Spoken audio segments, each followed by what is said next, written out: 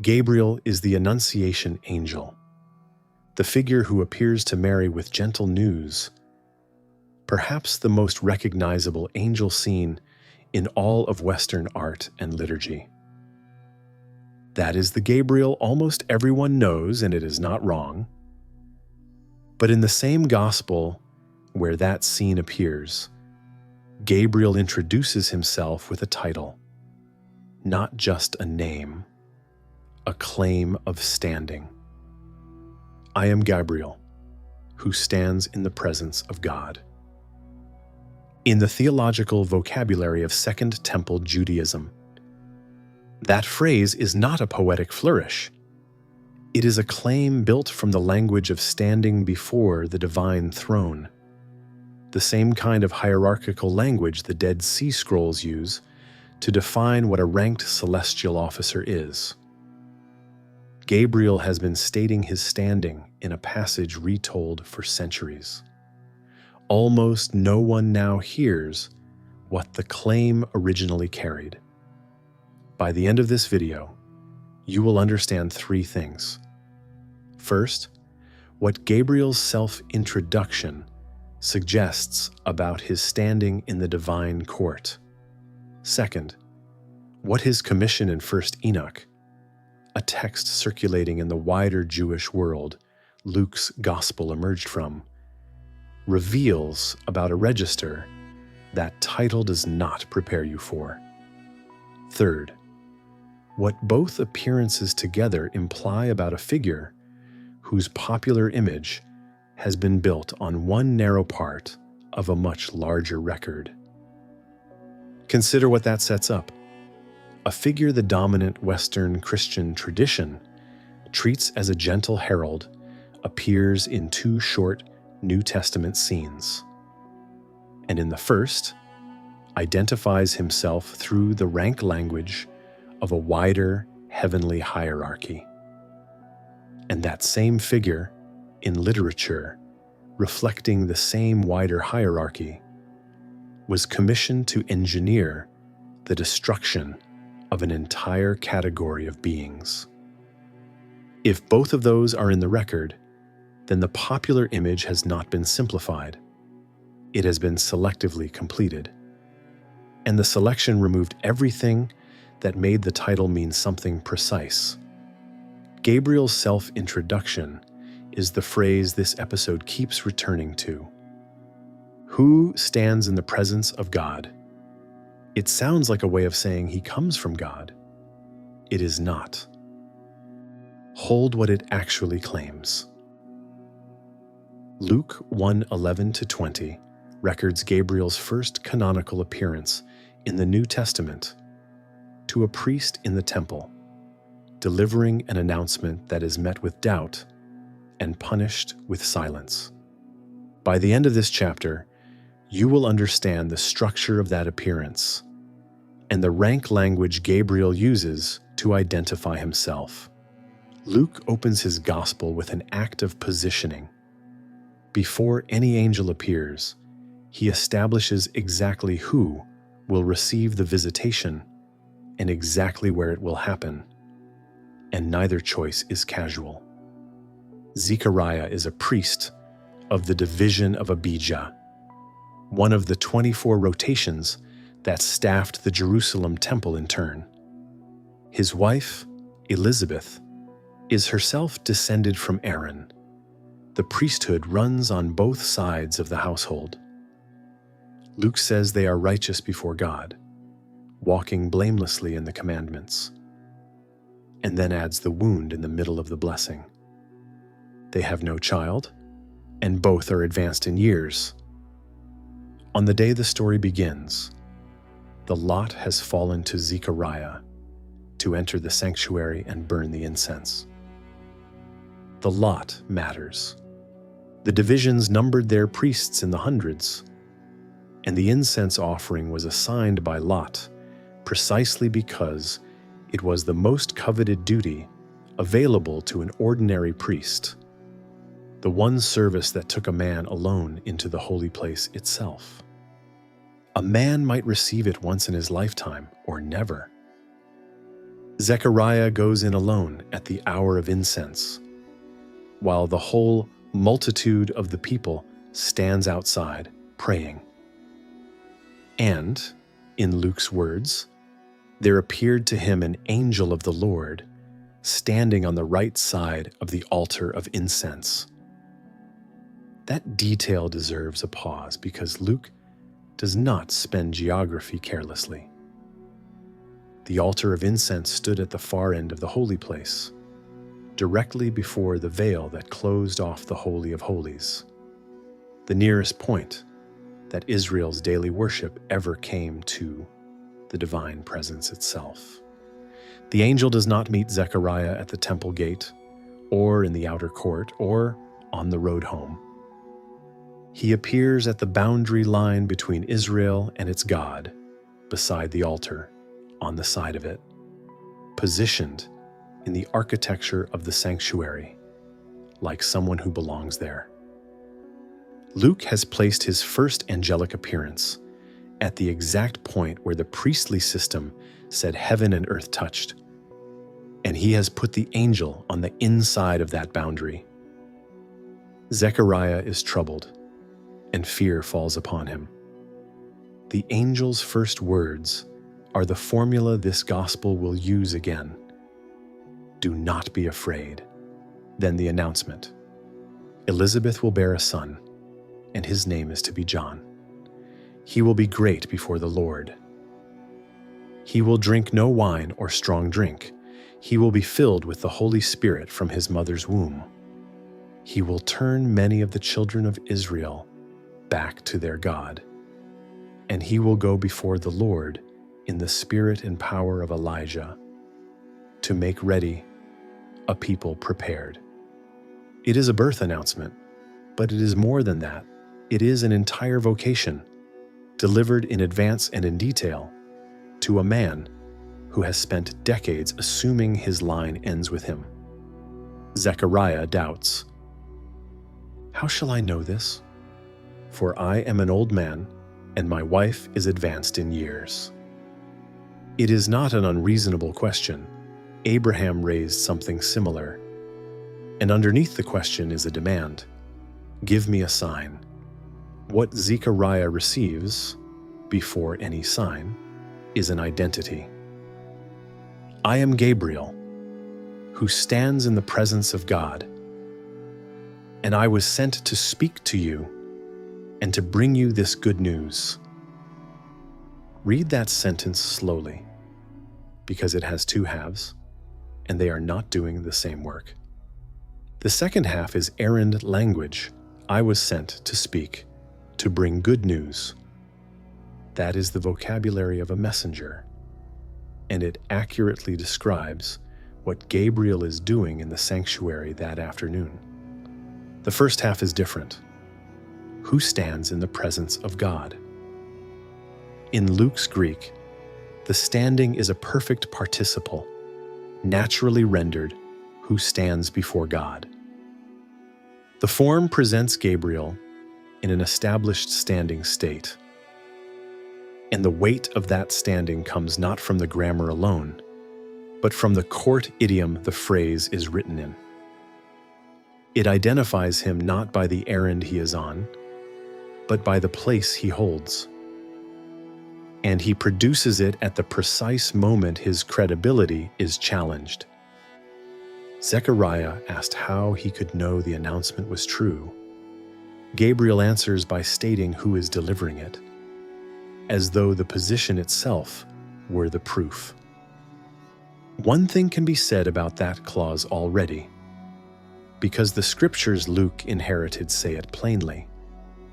Standing before a ruler is court language, the idiom of established service and access, of those who belong at a court rather than those who merely arrive at it with letters. At minimum, Gabriel is identifying himself as an authorized attendant of the divine court. How much more the phrase carries, and what kind of architecture it belongs to, is a door this episode opens later. Joseph Fitzmyer, whose anchor, Bible commentary remains the standard critical treatment of Luke's infancy narrative, has shown how deliberately these opening scenes are built. The announcement to Zechariah follows a pattern older than Luke, the birth announcement scene of the Hebrew Scriptures, with its fixed sequence of appearance, fear, annunciation, objection, and sign. The pattern that carried the births of Ishmael, Isaac, and Samson. Luke knows the pattern and composes on top of it, which means every element in the scene is selected rather than accidental. The setting is selected. The position beside the altar is selected. And the self-introduction, the only moment in the entire New Testament where an angel answers a human being with his own name and his own title, is selected too. Then comes the consequence. Because Zechariah did not believe, he will be silent, unable to speak, until the day these things take place. The sign he demanded is granted, as a judgment written into his own voice. He emerges from the sanctuary, unable to pronounce the blessing the crowd is waiting for. And the people outside, watching a priest gesture mutely at the door of the holy place, understand only that he has seen a vision. The scene closes with its plot complete. An announcement delivered, a doubt answered, a birth set in motion that the rest of the chapter will keep on schedule. But keep the shape of that one sentence in view, the standing claim. Court language, yes. An attendance credential, yes. The phrase is still doing more work than that, and this episode is not yet ready to say what. Only this much: Luke reports it without a word of explanation, and never seems to think it needs one. Gabriel has given his name and his title in the temple, announced a birth, and enforced his credibility with a sign written into a priest's silence. 6 months later, a different town, a different woman, a scene with no temple, no altar, and no priest. Luke names the same figure again, carrying the credential the temple scene put on record. Luke 1:26-38 records Gabriel's second appearance in the same gospel. To Mary, in Nazareth, delivering the Annunciation. Read alongside the temple scene, the two appearances are structurally consistent in ways that matter. By the end of this chapter, you will understand what is consistent across both appearances, and what that consistency implies. Luke stitches the two scenes together with a clock. In the 6th month, at the 6th month of Elizabeth's pregnancy, the angel Gabriel was sent from God to a city of Galilee named Nazareth. Notice what the narrator has just done. He has named the angel not an angel of the Lord, the anonymous formula that covers nearly every other angelic appearance in the New Testament, but Gabriel, by name, again later in the same chapter.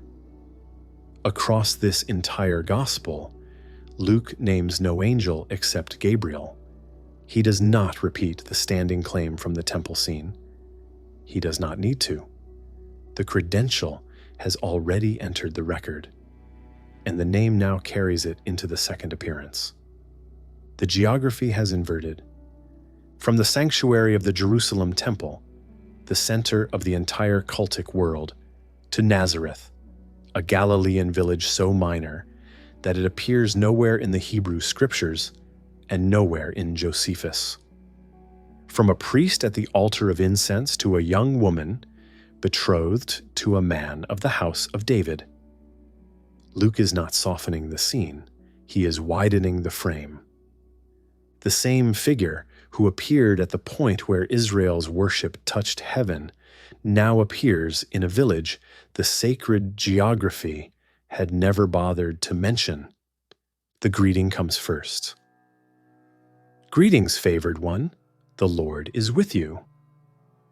And Mary, Luke chooses the word carefully, is greatly troubled at the saying, and considers in her mind what sort of greeting this might be. Fitzmyer draws attention to the contrast.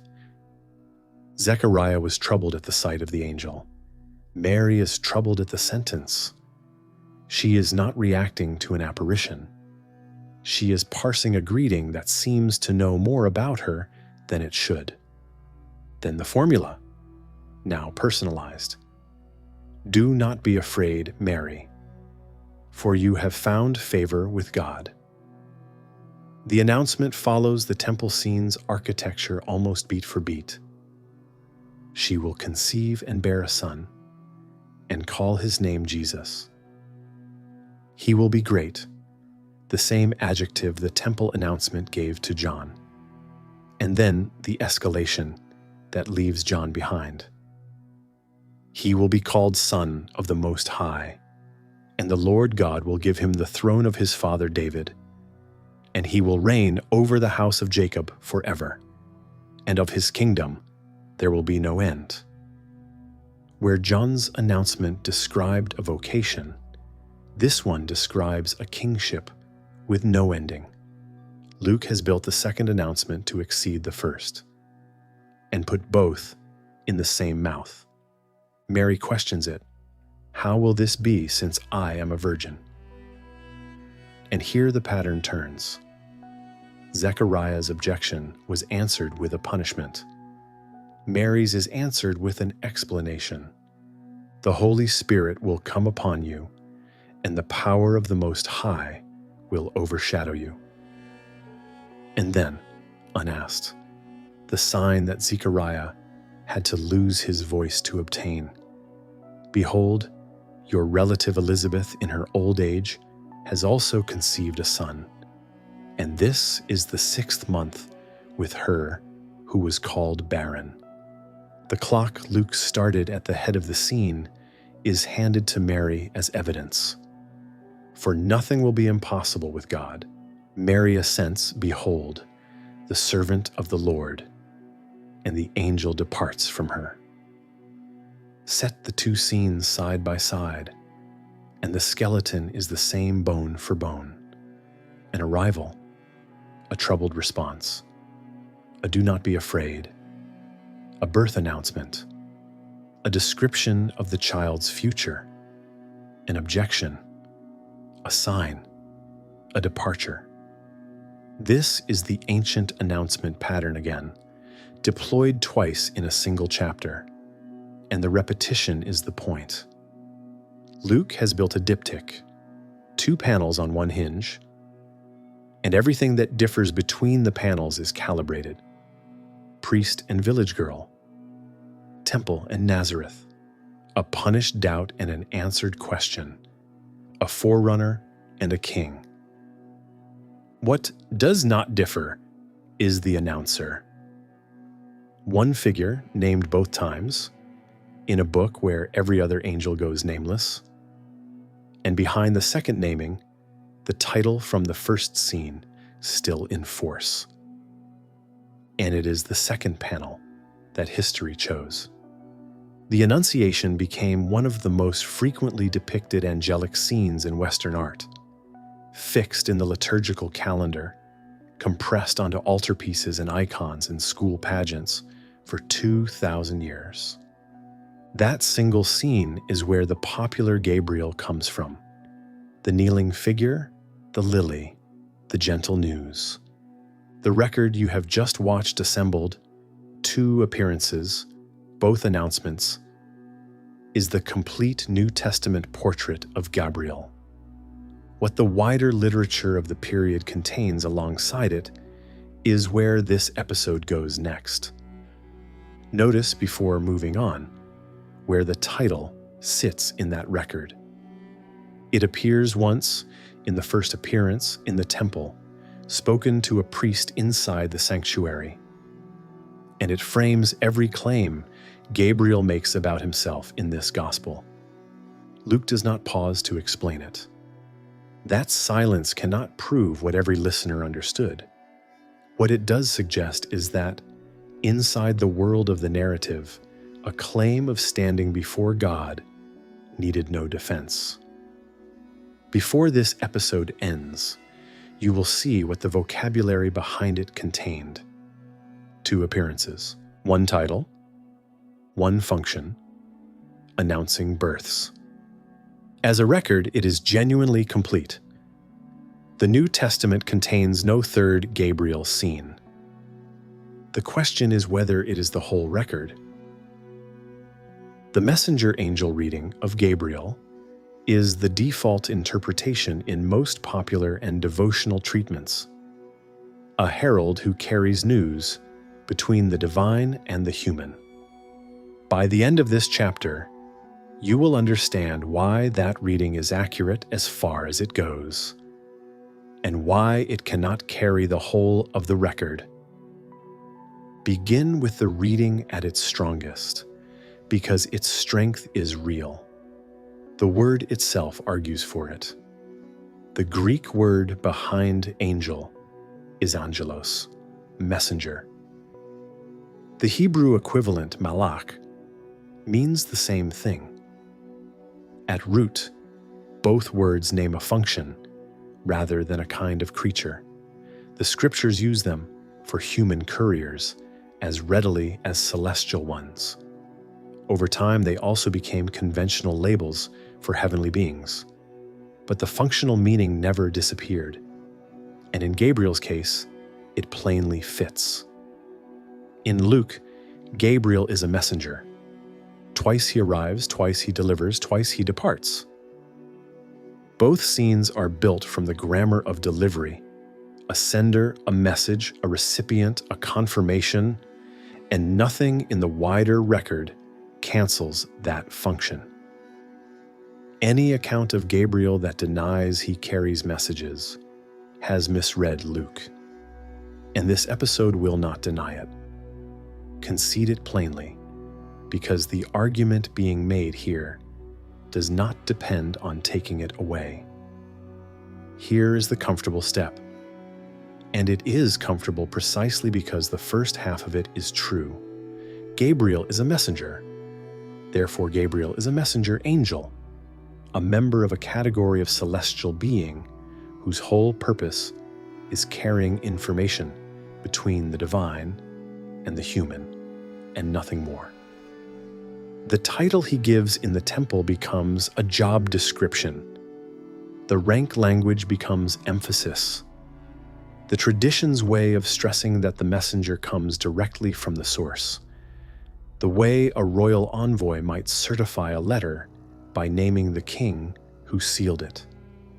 This is the default Gabriel of the Christmas pageant and the devotional card, the Gabriel of 1,000 sermons, the trusted courier of heaven, defined entirely by the news he carries.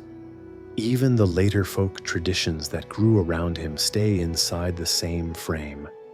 The Gabriel of popular imagination who sounds, "The last trumpet is still," at bottom, a herald. The announcement has simply changed from a birth to an ending. And on the surface of Luke, the complete courier reading works. If the 2 Luke appearances were the whole of the evidence, it would close the case. But notice what that comfortable step actually did. It moved from a function Gabriel performs to a complete identity. From Gabriel delivers messages to delivering messages is all Gabriel is. The first claim is textual. The second is an inference. And the question of this chapter is whether the record supports it. 2 details in Luke already sit uneasily with it, not as proof, but as pressure.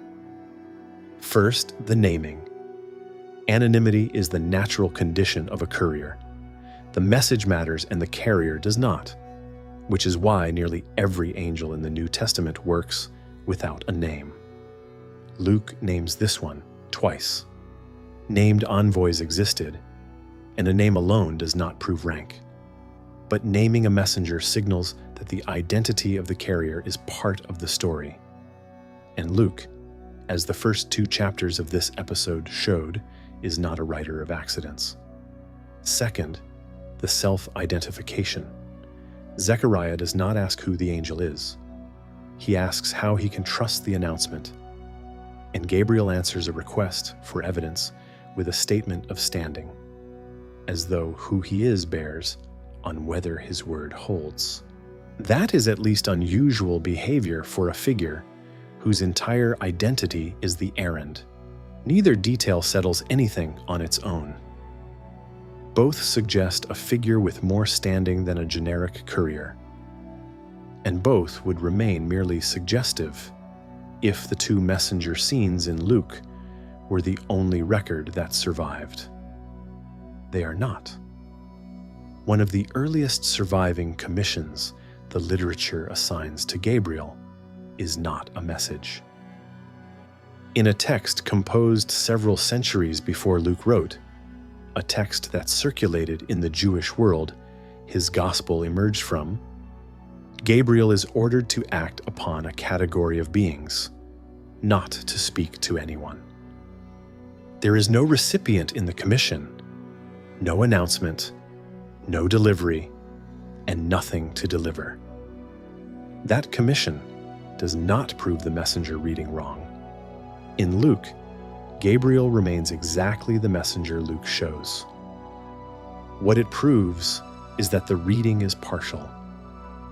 The traditional record hands Gabriel more than one kind of assignment, and a description built from one gospel's 2 scenes cannot contain the rest of the dossier. Popular memory resolved that problem the simple way. It kept the scenes that fit the courier and let the one that did not fit fall out of view along with the book that carried it. Messenger, yes. Only messenger, that is the claim the record cannot carry.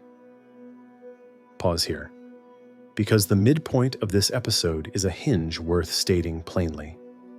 What the first 3 chapters have assembled is the complete Luke record. 2 appearances, 1 self-introduction, 1 title, 1 function, announcing births. That is the whole of what most people know about Gabriel. The second half of this video brings in the record that popular memory left out.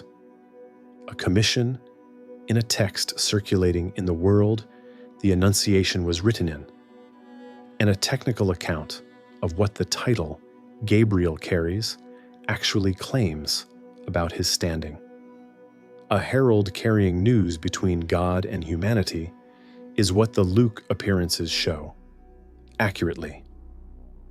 And one of the earliest recorded commissions assigned to Gabriel, in a text that predates Luke by centuries, is not that at all. The fourfold commissioning in 1st Enoch reserved Gabriel's specific assignment for this episode. By the end of this chapter, you will understand what Gabriel was commissioned to do with the Nephilim and why it bears no resemblance to the herald function. 1st Enoch is not a single book, but a library, 5 distinct works gathered under one name, and one of its oldest major sections is the Book of the Watchers, chapters 1 to 36. Most scholars date its composition to at least the 3rd century BCE, which places it several centuries before Luke wrote his gospel. Aramaic fragments of it were found among the Dead Sea Scrolls at Qumran, confirming that it circulated in Judea through the Second Temple period, and the New Testament Epistle of Jude reproduces language from its opening chapter, attributing the prophecy to Enoch himself. Whatever later canon lists decided about it, this text circulated widely enough to leave clear traces in both the Dead Sea Scrolls and early Christian literature. Its story in one movement: 200 heavenly beings called Watchers descend to earth, bind themselves by a mutual oath on Mount Hermon, and take human wives. The offspring of those unions are the Nephilim, giants, and the giants consume. First, they consume the produce of human labor. When humanity can no longer sustain them, they turn on humanity itself. Then the violence spreads across the birds, the beasts, the reptiles, and the fish, and finally inward, as they devour one another's flesh and drink the blood. The earth is soaked in blood, and the cry rises to heaven, an image that recalls Abel's blood crying from the ground, now expanded to the scale of the whole earth. That is where Gabriel enters the literature. First Enoch chapter 9 opens with 4 figures. Then Michael, Sariel, Raphael, and Gabriel looked down from the sanctuary of heaven and saw the mass of blood shed upon the earth. Together, the 4 carry the complaint of the souls of the dead before the Most High, a heavenly delegation presenting the case for intervention.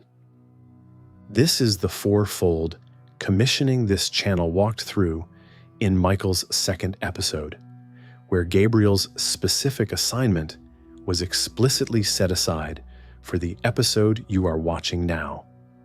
The response comes in chapter 10, and it comes as 4 commissions, 1 to each of the 4, distinguished by their immediate responsibilities.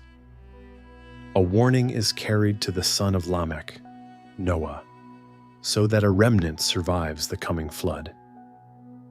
Raphael is ordered to bind Asael and imprison him in the desert darkness, and to heal the earth of what the Watchers taught. Michael is sent to bind Semyaza and his companions for the great judgment, before overseeing the judgment's wider completion. Established ground on this channel, and 1 sentence of it is enough here. And then there is Gabriel's commission in 1 Enoch 10, verses 9 and 10. The Lord says to Gabriel, "Go to the bastards, to the half-breeds, to the sons of fornication, and destroy the sons of the Watchers from among the sons of men. Send them against one another in a war of destruction." And then the clause that closes every exit: their fathers, the Watchers themselves, will plead for their sons' lives. The commission refuses the petition before it is even made.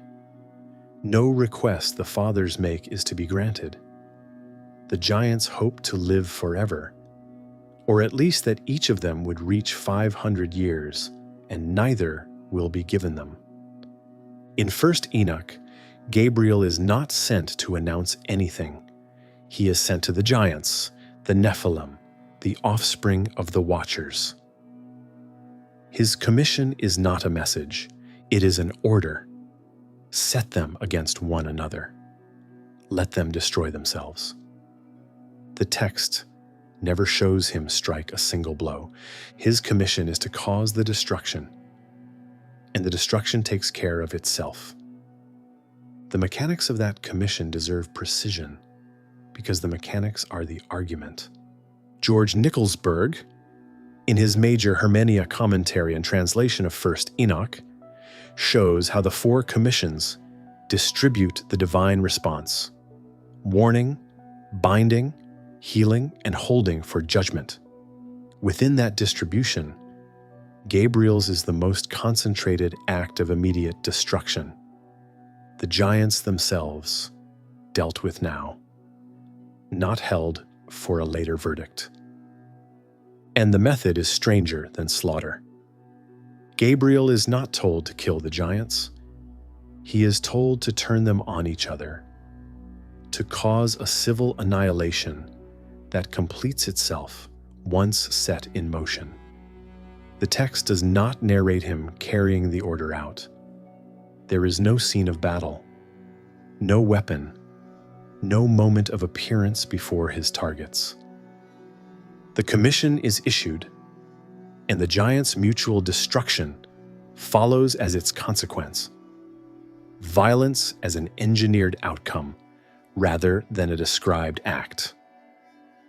And there is a bleak symmetry in the design that the text seems fully aware of. The giants had turned the earth into a field of mutual consumption, and the sentence passed on them is their own behavior, redirected inward until nothing of them remains. The punishment is not imposed on the crime. The punishment is the crime, aimed back at itself, and Gabriel is the one appointed to aim it. One sentence of framing discipline, because this channel maintains it everywhere. This is the book of the Watcher's own narrative claim, its mythic account of why the giants perished before the flood. And reading it closely is not the same as endorsing it as history. But as a portrait of Gabriel, the text could hardly be less ambiguous. Gabriel is not told to address his targets. Nothing is announced to them. There is no message anywhere in the commission. No recipient, no delivery, no return. The figure Luke will introduce several centuries later, as the announcer of the two most consequential births in his gospel, is here assigned a task in which he never speaks to his targets at all. And note what identifies him across the two bodies of text. Because it is not a function, the functions could hardly sit further apart. In Luke, a name and a standing claim before God. In the book of the Watchers, a name and a vantage point. One of the four who look down from the sanctuary of heaven. The two images are not the same formula, but both place Gabriel at the heavenly court, and both are pointing at the same structural question, where this figure stands. It is finally time to open it. The commission and the Annunciation are both in the record, and no reading that keeps only one of them survives contact with the sources. What connects them is not a function. It is the claim Gabriel made in the temple, standing before God. And that claim has a technical background this episode has been holding since its first 2 minutes. Who stands in the presence of God is a phrase with a technical background in Second Temple Jewish throne room theology. By the end of this chapter, you will understand what that phrase claims, and how it locates Gabriel inside the same hierarchy this playlist has been building since Michael's first episode. I am Gabriel, who stands in the presence of God. Not I have been sent to you, not I bear a message. I stand, not the errand, the standing. He is not describing only the task that brought him there, he is identifying his place at the court. To be exact about the verse and about the grammar, Gabriel does say, in the same breath, that he was sent. The errand is real, and the announcement is really an announcement. And the standing is not, strictly, a present tense verb. Luke's Greek uses a perfect participle, naturally rendered, who stands before God, presenting Gabriel in an established standing state rather than an action in progress. The grammar does not, by itself, prove permanent office. What it does is present the standing as settled. The significance of that standing comes from the courtly idiom surrounding the phrase.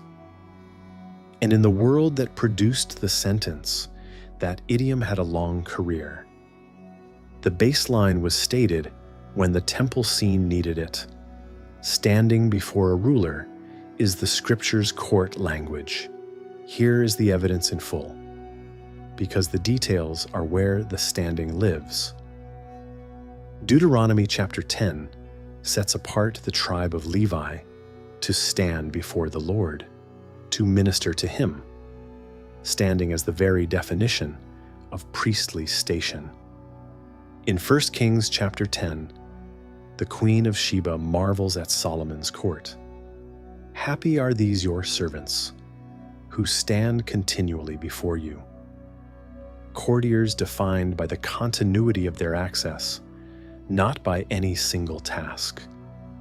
In the book of Daniel, the young exiles trained for the Babylonian court are examined by Nebuchadnezzar, and the text marks their acceptance in exactly these words: "They stood before the king." And when Elijah announces the drought in 1 Kings 17, he swears by the Lord, the God of Israel, before whom I stand, a prophet certifying his word by claiming a standing place in the divine court. Across all of these, the idiom marks not location, but station. Those who stand before the king belong to the court. They do not merely visit it. Fitzmyer's commentary points readers of Luke 1:19 toward exactly this tradition: the angels who attend the divine presence. The clearest parallel appears in the book of Tobit, written centuries before Luke. There, Raphael reveals himself through the same basic structure, a name, then a claim of standing before the glory of the Lord. I am Raphael, one of the 7 angels who stand ready and enter before the glory of the Lord.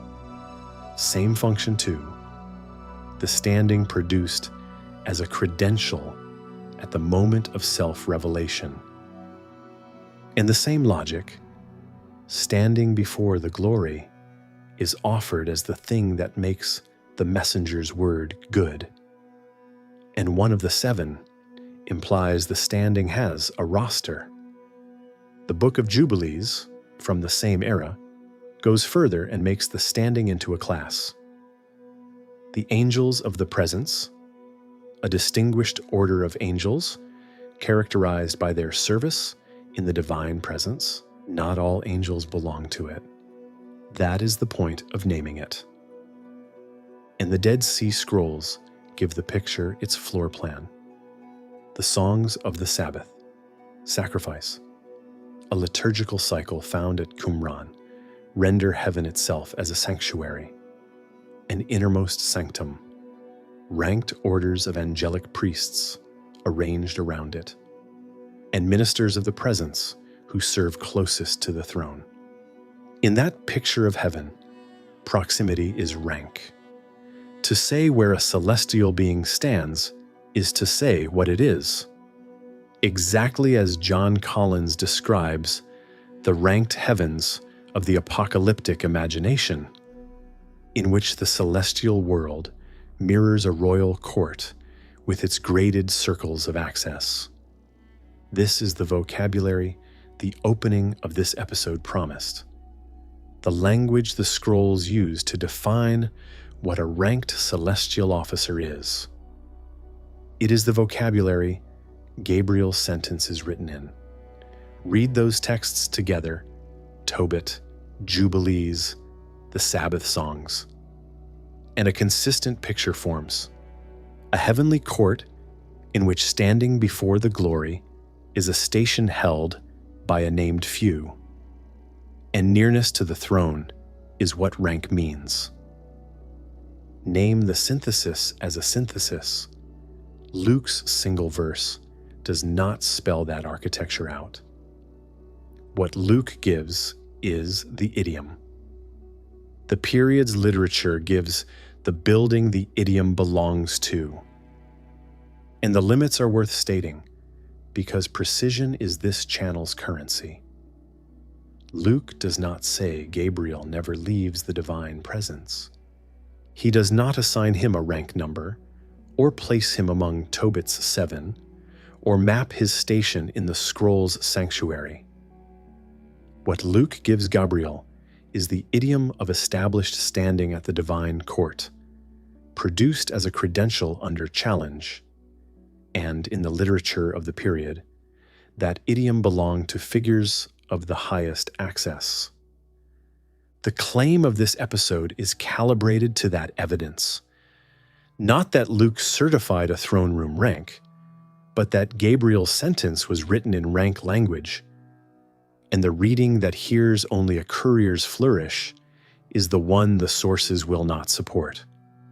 So hear the sentence Gabriel gave Zechariah, the way a listener fluent in that vocabulary could have heard it.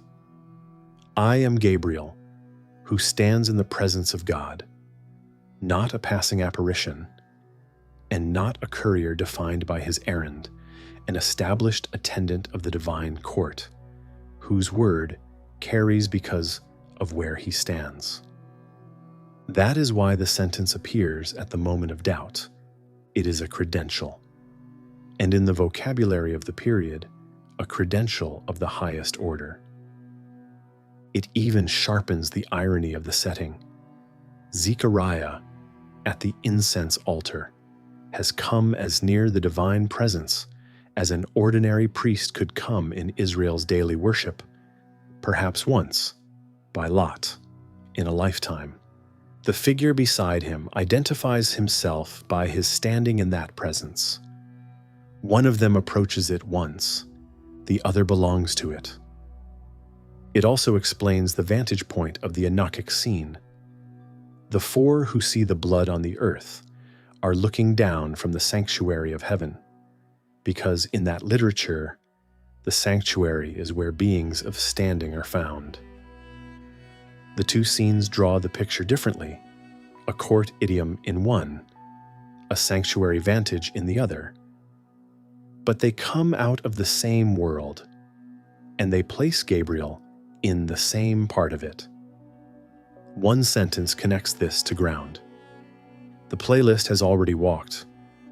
The book of Daniel calls Michael one of the chief princes. Daniel 10:13 and 10:21.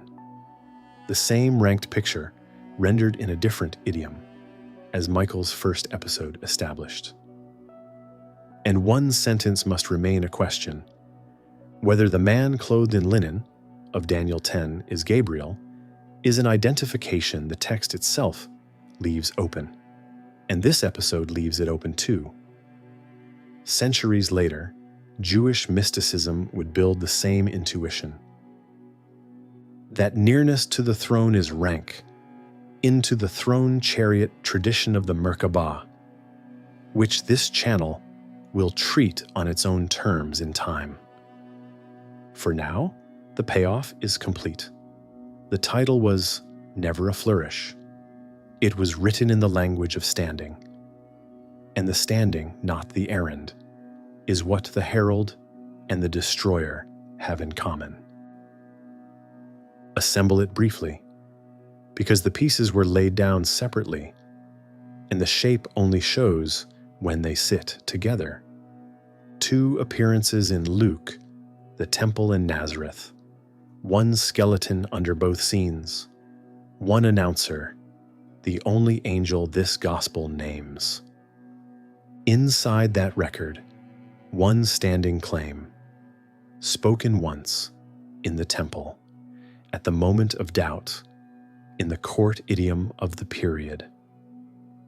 And outside that record, in the book of the Watchers, the same named figure holding a commission with no message in it, an engineered annihilation, assigned in the text's own mythology to the figure the world would come to know as the angel of the Annunciation.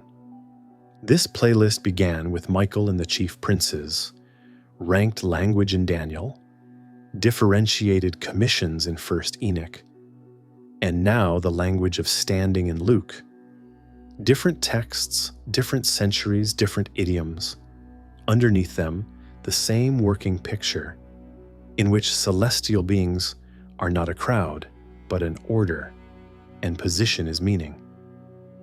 And the two portraits placed side by side here illuminate each other once that picture is visible. The commission gives the standing practical weight. This is not a figure limited to carrying information, but one entrusted with decisive action, the most concentrated assignment of the four. The standing explains the commission. Those who stand at the court are those through whom the court acts, whether the act is an announcement in a village or an annihilation before the flood. Read separately, the two Gabriels look like a contradiction, the gentle herald and the engineer of destruction. Read through the picture both texts assume. They are one figure doing what figures of that standing do, carrying out the will of the throne in whatever kind of assignment the throne requires. The contradiction was never in the sources.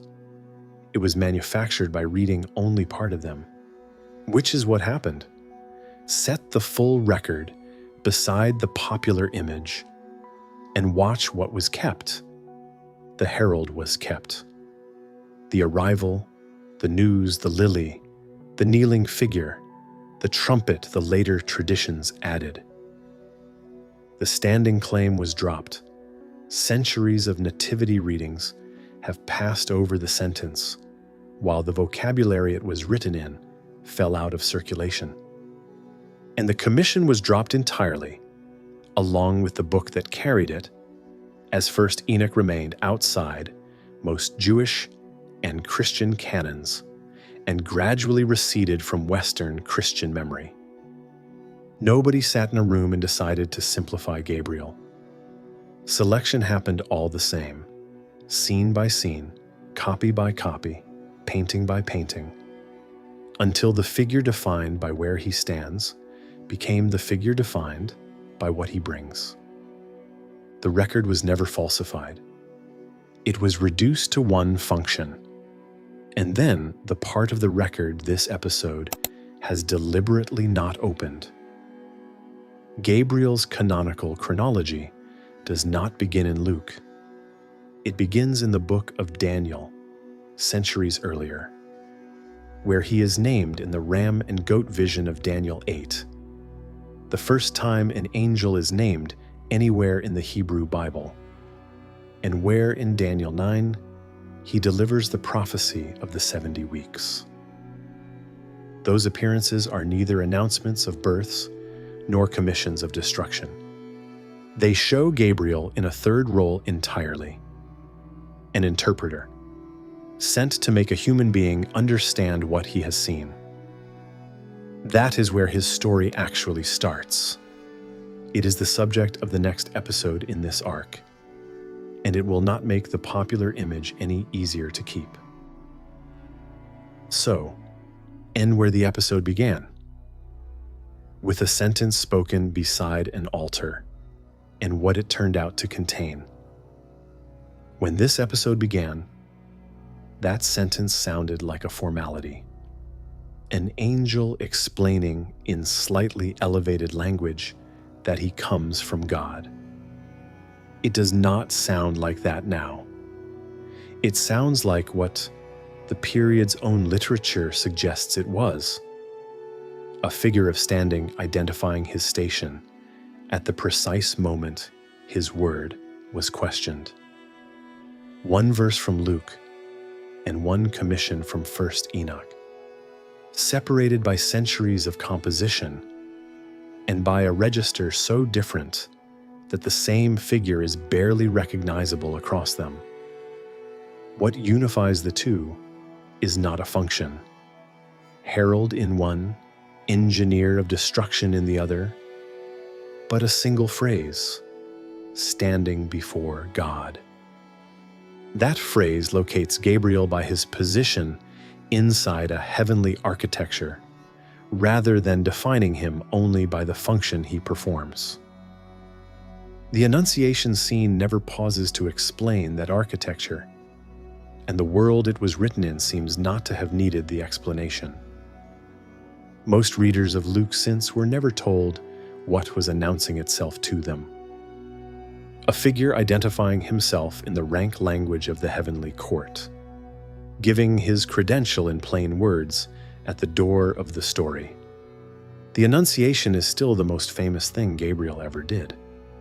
It simply was not all that he was.